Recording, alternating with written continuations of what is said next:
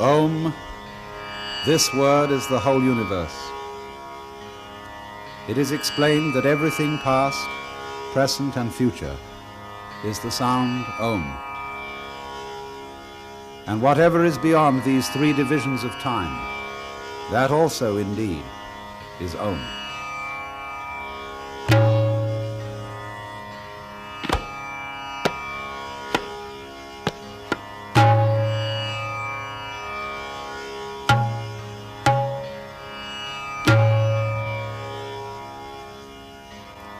In the beginning, there was only the self, like a person alone. Looking around, it saw nothing other than itself. It first said, I am. And so there came the name I. Thus to this day, when one is asked, who is there? He replies, it is I, and then gives what other name he may have. The self was afraid, as one who is alone is afraid. But it thought, since there is nothing beside myself, of what am I afraid? Whereat the fear vanished, for what could it have feared? Fear can come only from something other.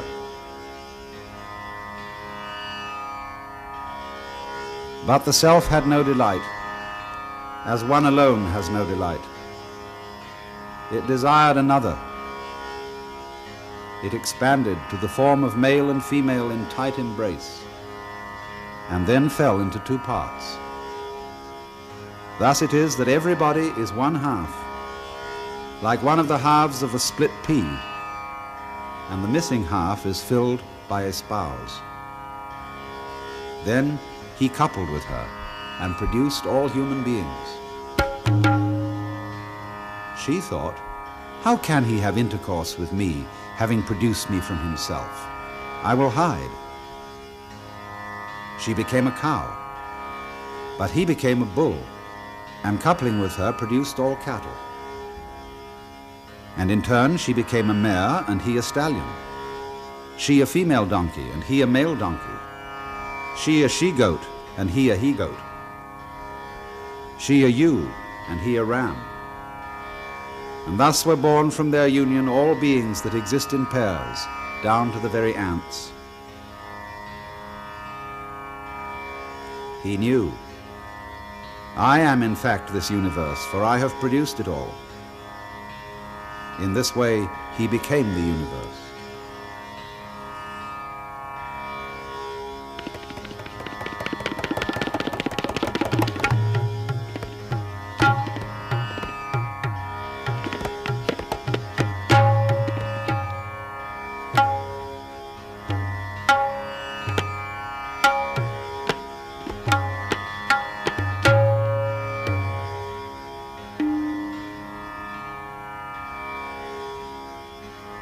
By whose direction is the mind aware of objects? By whose command does life first move?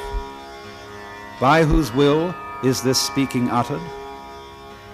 And what God empowers the eye and the ear?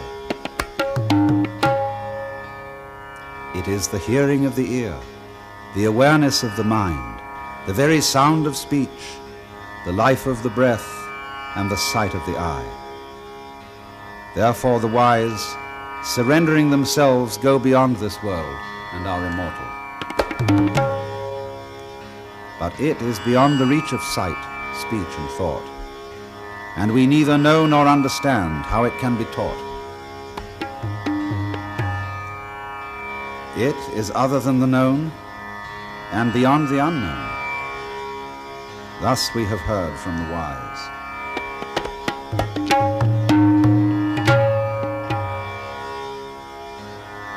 It is that which cannot be spoken, but by which we speak. It is that which cannot be thought, but by which we think.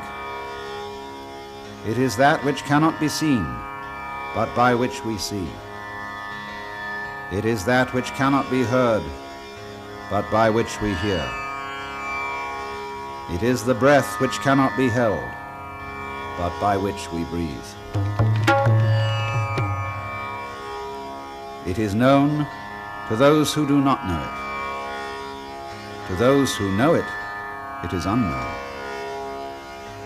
It is not understood by those who understand it. It is understood by those who understand it not.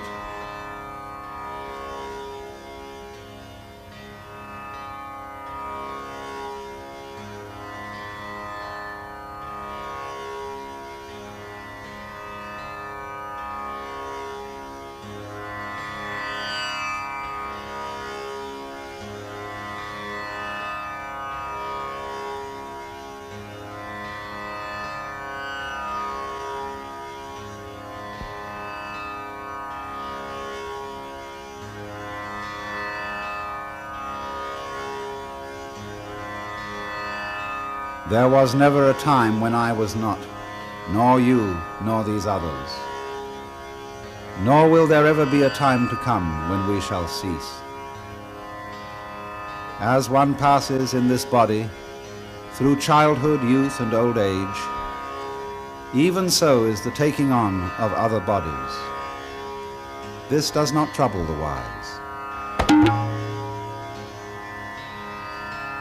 Of the non-existent there is no coming to be. Of the existent there is no ceasing to be. That by which all this is pervaded cannot be destroyed.